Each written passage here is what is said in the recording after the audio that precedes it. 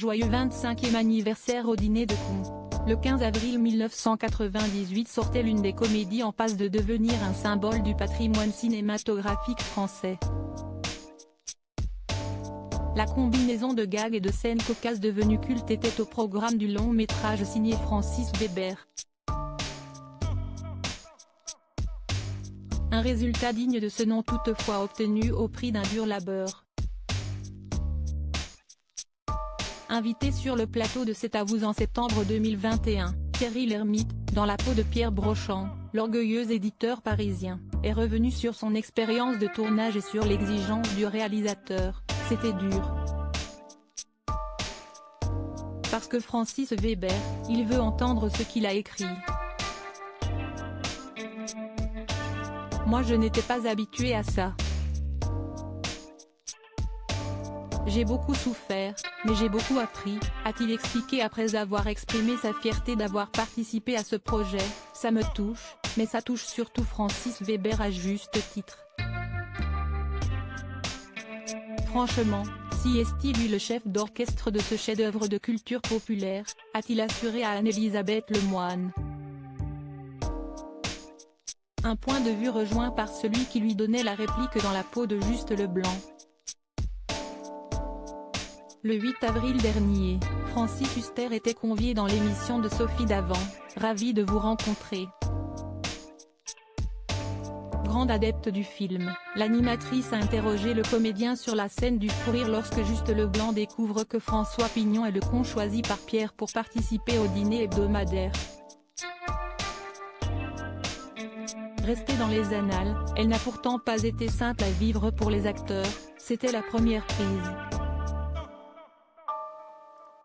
Si est-il à dire qu'il y avait Thierry Lhermitte en face de moi derrière la caméra. Il y a une seule caméra sur moi. Moteur, on fait la prise et Francis dit bon bah écoute, si est parfait mais on va en refaire une seconde parce qu'on sait jamais avec le labo, a d'abord expliqué Francis Huster. On en a fait 31. Et au bout de 31, Francis dit bon bah ça va.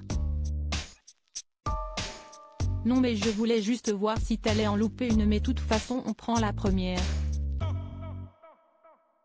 Il est fou, a-t-il conclu au micro de M Radio.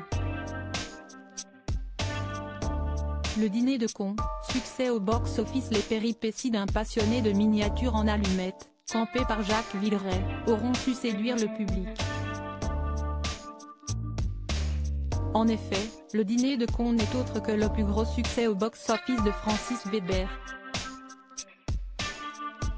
Avec plus de 9,2 millions d'entrées en France, il dépasse La Chèvre et c'est plus de 7 millions d'entrées. De plus, le long métrage a fait l'objet de nombreuses récompenses de la part des professionnels.